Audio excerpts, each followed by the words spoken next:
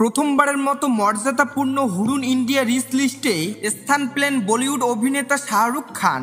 Cinema জগৎ থেকে জায়গা পাওয়া তারকাদের মধ্যে থেকে এ তালিকার শীর্ষে রয়েছেন তিনি।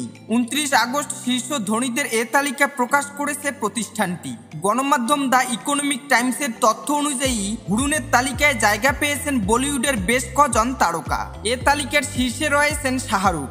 চলতি বছরের হিসাব অনুযায়ী অভিনেতার মোট সম্পদের পরিমাণ 7,300 কোটি রুপি। অভিনেতার এই আয়ের মূল উৎস IPL franchise Kolkata night Riders এবং প্রযোজনা প্রতিষ্ঠান রেড চিলিজ।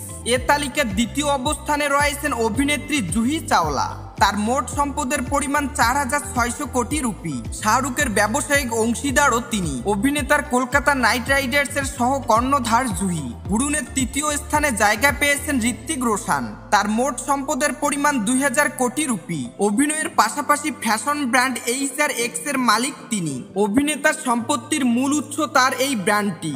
দীর্ঘ 4 বছর বিরতির পর 2023 সালে রাজকীয়ভাবে বড় পর্দায় ফেরেন শাহরুখ। এবছর 3টি ব্লকবাস্টার সিনেমা পাঠান, জওয়ান ও ডানকি উপহার দেন তিনি।